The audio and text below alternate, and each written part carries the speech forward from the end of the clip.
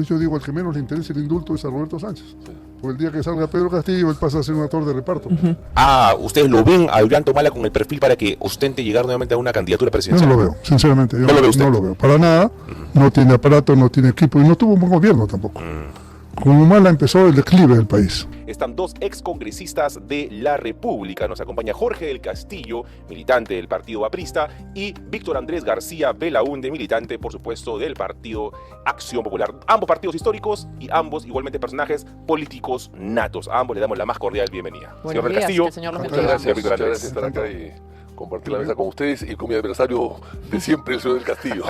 un adversario que lo ha visto incluso hasta en el último congreso antes que lo cierre Vizcarra. Sí, claro, hemos estado relativamente juntos, o sea, en el espacio, ¿no? En el espacio, claro. Las curules. Juntos, pues no revueltos. Así es, así es. Las curules estaban muy cerca. Juntos pero no revueltos, y claro, partidariamente, ideológicamente, pero sí hay algo que a ambos sí los une y los caracteriza, es esta famosa intervención que tanto necesita la política, que es la experiencia. Política no puede ir solamente acompañada con la aparición de un rostro nuevo o improvisado, sino que vaya acompañado de la experiencia. Y este famoso movimiento, antes de sumergirnos a la coyuntura, me gustaría solamente hacer la precisión, este famoso movimiento, este hashtag, ¿verdad? Que eso es tan conocido antes de la primera vuelta, el famoso Por Estos No, que incluían, a pesar de que no estaba en campaña, Acción Popular, metían ahí a la pala de Acción Popular y metían al Partido Aprista Peruano igualmente. Creo que la elección que nos ha demostrado el último panorama, tanto de Keiko Fujimori como de Juntos por el Perú, han sido dos partidos que venían ya trabajando años, más fuerza popular, claro, en el interior del país, pero definitivamente deja esto una sensación de que no se requiere simplemente bonitas palabras para poder hacer política, sino tiene que ir de la mano de experiencia. ¿Usted piensa lo mismo, doctor Castillo? Y de la buena experiencia, porque también hay experiencia de la pésima, ¿no?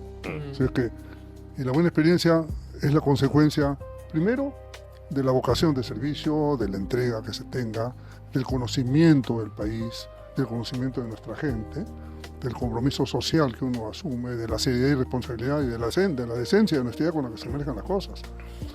Hay experiencias de todo tipo, usted podrá comprender, pero creo que esto de los rostros nuevos, alguna vez lo comenté, ¿no? Los rostros nuevos, resulta que todos los rostros nuevos están en cana, ¿no? ¿O no? Y realmente creo que lo que ha faltado, y quizá el sistema electoral no es tan en la forma que uno como pueblo desearía, ¿no?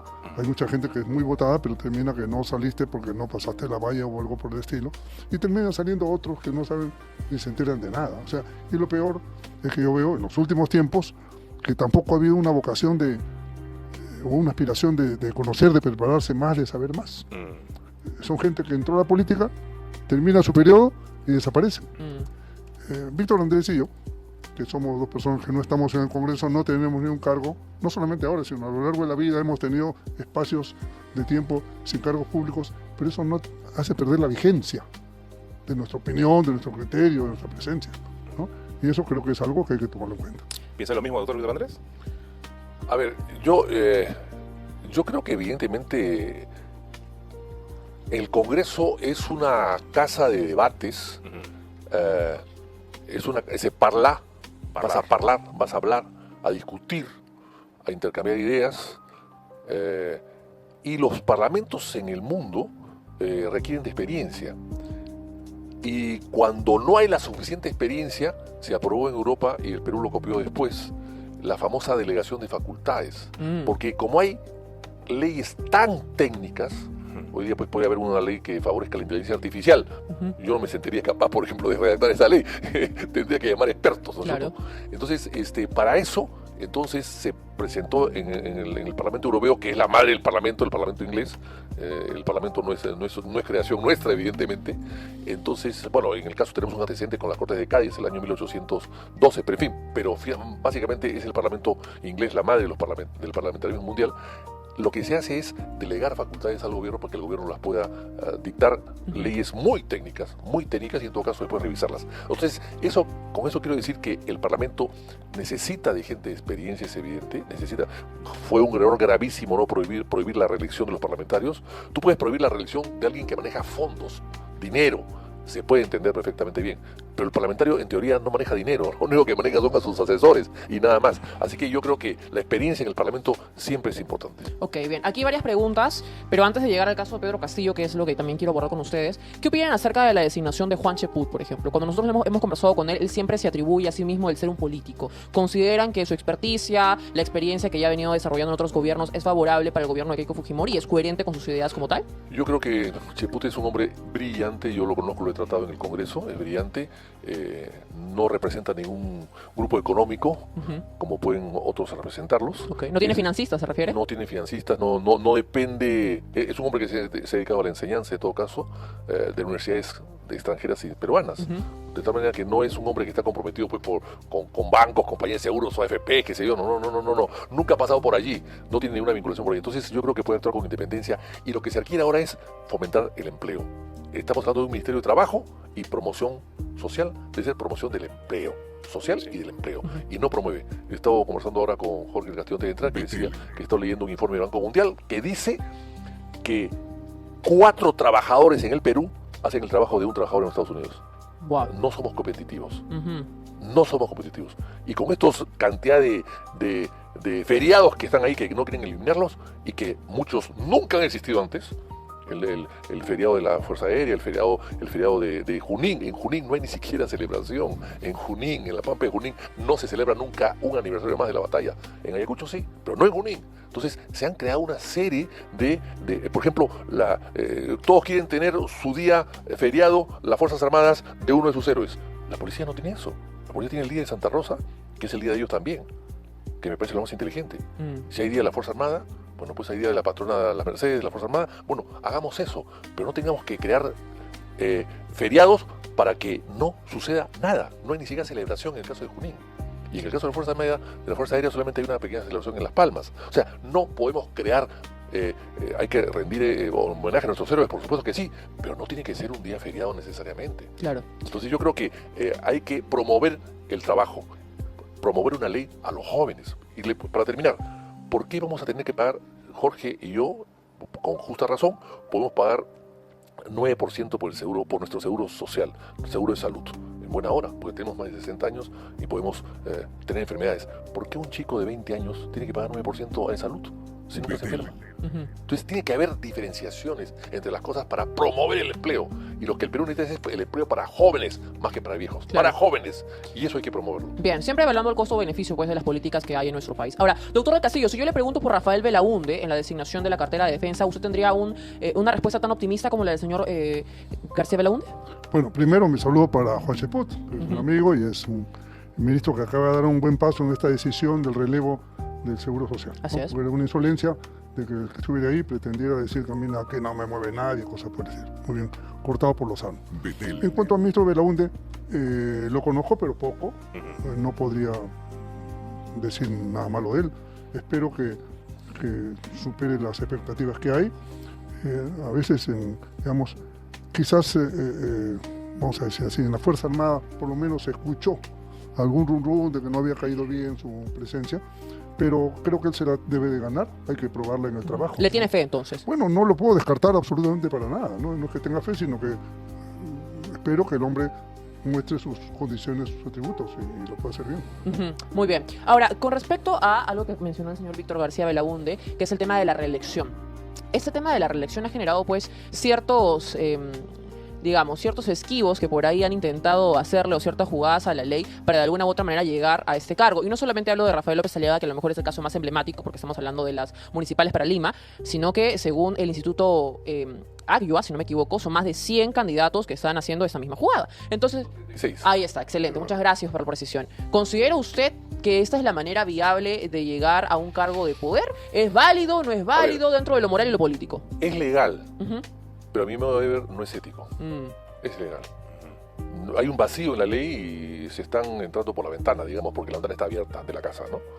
Pero yo creo que éticamente, política y éticamente no me parece aceptable. Me parece que es una burla al espíritu de la ley, ¿no? Exacto. Entonces a mí no me gusta la idea. Ahora, yo creo que se debió aprobar en su momento y quizás no se hizo por temas políticos. En el Congreso debió aprobarse una reelección de los alcaldes. Una solamente. Una solamente. Aunque sí. ellos manejan dinero, porque ellos manejan Así caja es. chica y bueno, caja grande Pero yo también. hubiese puesto una serie de requisitos para evitar este aprovechamiento indebido del cargo, pero sí hubiese puesto porque hay que recordar que la elección popular de los alcaldes fue creación del presidente Belaúnde del año 63 del siglo pasado, porque hasta ese momento se elegían a dedo por el gobierno de turno los alcaldes, y antes y en el siglo XIX por una especie de consejo parroquial, una especie de colegios parroquiales. En fin, entonces yo creo que a partir de ahí fue el voto universal y secreto para elegir a los alcaldes. Después se eliminó con el Velascato y se volvió después el año 80. Así que yo creo, y ha dado los resultados que conocemos, pero en ese momento era 3 años el alcalde y podías reelegirte ilimitadamente. Y hemos tenido, por ejemplo, en el APRA Murgia, 5 veces alcalde, y nosotros tenemos también a su Murgia, en el sur, Miguel Román, que fue 5 veces alcalde de Mollendo y de la zona sur de Arequipa, ¿no es cierto? Pero en fin, yo creo que quizás era ilimitadamente absurdo. Se elevó a 4 años el mandato perfecto, 4 años, y a una reelección sí se debió permitir. No se hizo, quizás por boicotear la labor de López Aliaga, y hoy día López Aliaga ha buscado el atajo para poder llegar, y no estoy de acuerdo con eso, por supuesto. Ajá. Ahora, aprovechando que estamos hablando de candidaturas, de parlamentarios, de experiencia, quiero preguntarles por el informe de ayer de Panorama, donde se evidencia que diferentes diputados y senadores de Juntos por el Perú han estado visitando a altas horas de la noche al señor Pedro Castillo en Barbadillo, y solamente bastaba con que mostraran su credencial para que los dejaran entrar. Mi pregunta es qué tipo de función ellos estaban ejerciendo a esas horas de la noche y desde el penal Barbadillo, señor Castillo. A ver, antes, ya que hablábamos del municipio, justamente hace 40 años yo fui elegido alcalde de Lima. Sí, claro. Este año. ¿Y de Barranco antes? Y antes de Y eso. Barranco antes, Sí. 3 años antes, eran 3 años. Aprendió efectivamente. siendo alcalde de Barranco y después ya pudo Claro. llegar a Lima. Claro. Y derrotamos a Acción Popular. Y tuve un regidor populista muy buena persona, Armando Romero Chinelli, Claro, ¿no? claro. Que era un gran deportista de paso, Sí, ¿no? sí. Él era el regidor de obras y yo le di así. Y también Castañeda creo que fue regidor de ustedes, ¿o no? No, cuando yo fui alcalde de Lima, a Castañeda yo lo encontré que estaba en el peaje. En MAPE. Y lo ratifiqué ahí. Sé que él colaboró muy bien, Castañeda Locio. Castañeda Locio, Claro. en el peaje. No, él era funcionario del Banco Industrial, algo por el estilo. Pero bueno, vamos a lo de la noche, estas noches. Fíjese, y no solamente es de congresistas, o sea, hombres, mujeres, es una cosa medio complicada lo que está ahí. Asesores. No me meto en la vida privada de nadie, pero francamente yo creo que el jefe del INPE tiene una explicación al país, ¿no? Sí, pues, ¿qué Por más parlamentarios que sean. El parlamentario tiene una función, ¿no? Función fiscalizadora, que está fiscalizando a alguien en ese momento. ¿Cuál es la razón de ser? O son reuniones políticas, ¿no? En las que están usando el argumento de la credencial para meterse a la hora que le da la gana, sin control ni nada, y sabe Dios qué más. Porque he visto que un carro entraba, ¿qué habrá dentro del carro? ¿Alguien lo revisó? ¿Hubo un control? Yo creo que esto no es una feria como para que la gente entre a la comunidad la gana, ¿no? Así que vamos a ver qué cosa es lo que pasa, y lo que hay que exigir es la explicación del jefe de INPE, ¿no? Y a falta de él, el ministro de Justicia tendría que ponerlo en su lugar. Definitivamente, porque se estaría normalizando que estas prácticas puedan ser no solamente recurrentes, sino que además que llame la atención que sea fuera del horario, ¿no? O sea, ¿qué es lo que está pasando? ¿Quiénes son los fiscalizadores? ¿Quiénes son los responsables? Y sobre todo, ¿cuáles son las motivaciones que se tienen para estar llegando frecuentemente a Barbadillo? ¿Cuál es la lectura suya, señor Belaúnde? A ver, yo he ido, no a Barbadillo, porque no me tocó interrogar a ningún expresidente, pero sí he ido a Piedras Gordas y a Lurigancho en varias oportunidades como miembro de una comisión investigadora, a tomar nota y a entrevistar a detenidos que estaban siendo investigados en nuestra comisión, en Lavajato, etcétera, ¿no? Orellana, ese tipo de investigaciones que se hicieron en su momento. Y hemos ido con todo el aparato del Congreso, ¿no? Grabación, fotógrafo, asesores, etcétera. Pero eran visitas de trabajo. Y de carácter público, Y de ¿no? carácter totalmente público. Entonces yo me extraña que en las noches se hacen cosas pecaminosas a veces, es decir, vayan hasta las 12 de la noche, ni un minuto después, sino un minuto antes, se retiren para no dar la impresión de que están 2 días adentro, ¿no? Y que se queden ahí largas horas, lleven comida, sabidos y tragos, o sea, casi como si fuese un hotel. Sí, pues. Eso no se puede ni permitir. Y la Comisión de Ética del Congreso debería investigar a los que hacen eso, porque están haciendo uso indebido de su cargo para privilegios que de otra manera nunca los hubiesen tenido. Totalmente. Si es que nosotros nos ponemos a reflexionar, en algún congreso pasado, ustedes que son hombres de política, ¿se ha tenido este comportamiento? O sea, claro, no se han visto tantos expresidentes recluidos en los últimos años, pero, por ejemplo, era normal que se visiten, por ejemplo, a presidentes como Fujimori cuando estaba preso. Era frecuente que los congresistas vayan a visitar a Ollanta Humala cuando estaba en prisión preventiva. O sea, creo que esto es algo que podría tener no solamente consecuencias éticas, sino que, de acuerdo a lo que se pueda comprobar, porque Julián Pérez Malqui ha ido. Julián Pérez Malqui, que ha sido hace tan solamente unos días atrás, fue descubierto en una situación de agresión presunta hacia su pareja.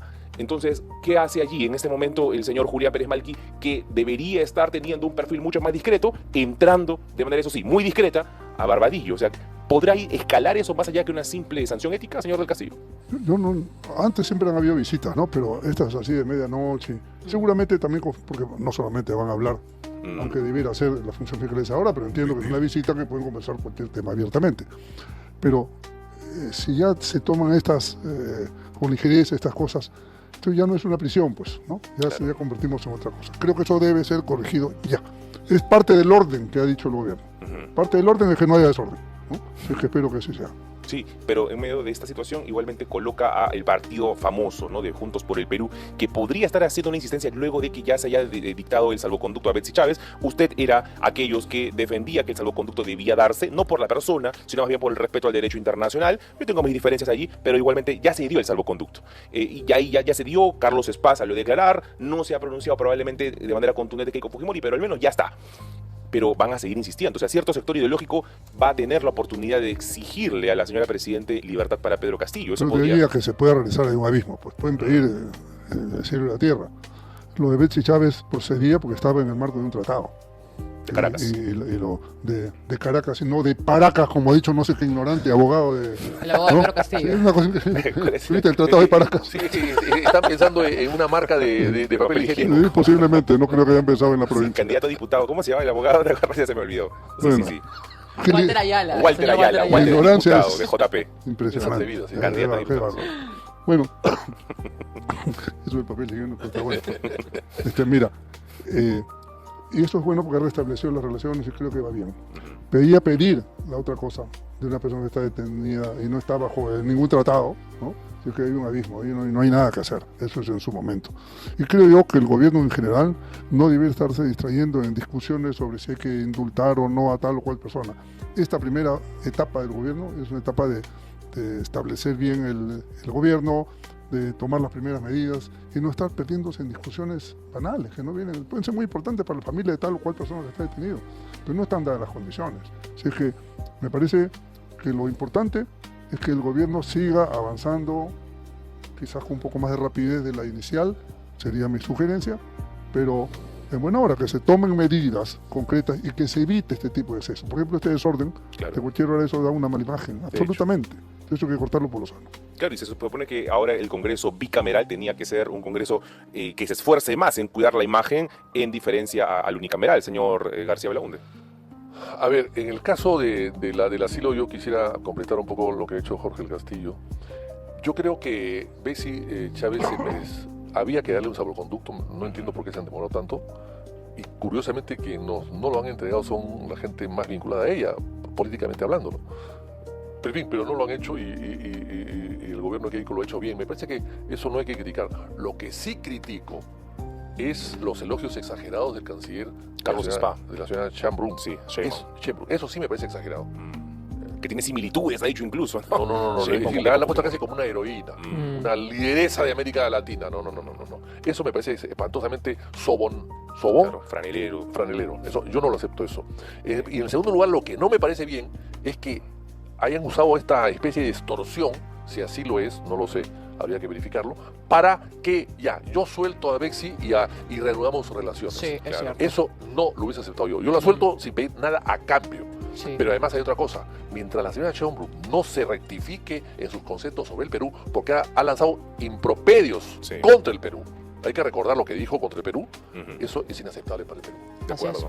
Totalmente de acuerdo. Yo quiero que recordemos un poquito de este doble no sé, este doble discurso, esta doble moral, porque cuando se le vio a José Gerí reunido, sí, fuera del horario de trabajo de presidente de la República, con capucha, se le vio reunido con asesores o empresarios chinos en un famoso chifa, todos los sectores, en su gran mayoría de la izquierda, alzaron su voz de protesta y dijeron: tiene que irse José Gerí, no puede estar un paso más. ¿Por qué se está reuniendo con empresarios? Entonces ahora ninguno de los que levantó la voz para criticar a Gerí está criticando esto. ¿Por qué diputados, senadores como Irene Maraví estaban visitando en la noche a oscuras, solamente le faltaba la capucha a algunos, al señor Pedro Castillo Terrones? ¿Hay un doble discurso por parte de la izquierda para usted, señor del Castillo? Bueno, siempre lo ha habido.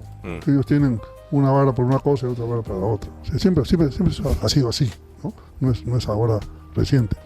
Pero yo pensé, sinceramente, que la izquierda iba a llevar gente también de mejor nivel al Congreso. Claro. Yo he sido uno de los que he visto con esperanza, digamos, la reconstitución del Senado, pero me siento un poco decepcionado. Decepcionado cuando veo gente sin nivel, sin calidad, no tienen un discurso, no conocen la historia, no saben ni las cosas elementales, y tienen comportamientos completamente erráticos desde el primer saque. Entonces hay que tener mucho cuidado con eso, porque así empieza a desprestigiarse la institución. Claro. Y eso no es justo, las responsabilidades son individuales.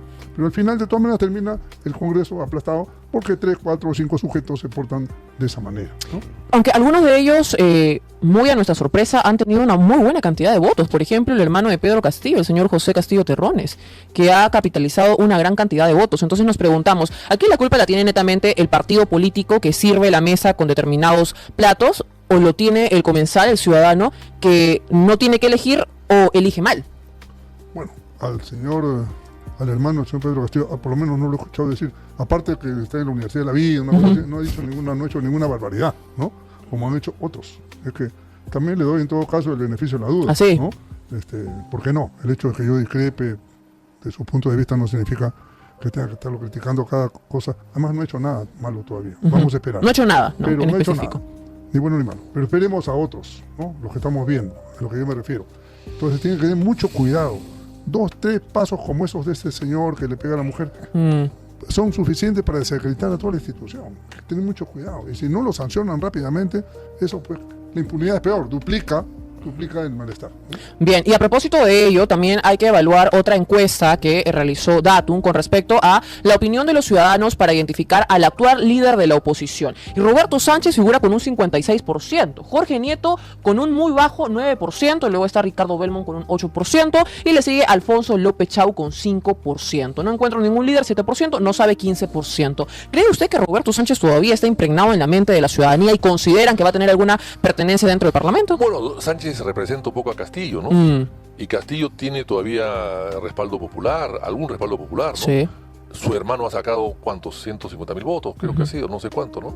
En cambio, el hermano de Vizcarra no sacó casi nada. Buen punto. Hay hermanos y hermanísimos, ¿no es cierto?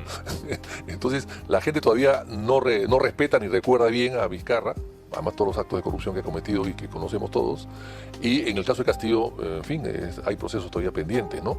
En todo caso, se le acusa más de golpista que de corrupto, ¿no? Al otro se le acusa más de corrupto que de golpista. Claro. Entonces, en fin, los hermanos un poco reflejan la popularidad de la persona, del líder, ¿no? Entonces, claro, eso se refleja también en Sánchez, que la gente cree que puede ser parte de la oposición, porque ha sido el candidato finalmente que llegó a la segunda vuelta, el resto se quedó en el camino, ¿no? Así que no me extraña que suceda. Y además porque es más líder que los otros también, ¿no? ¿Ah, sí? ¿Usted cree que Roberto Sánchez es más líder que Jorge Nieto, Ricardo Belmont? En la campaña demostró que se manejó mejor por lo menos que los otros 2 o 3 mencionados. Ok.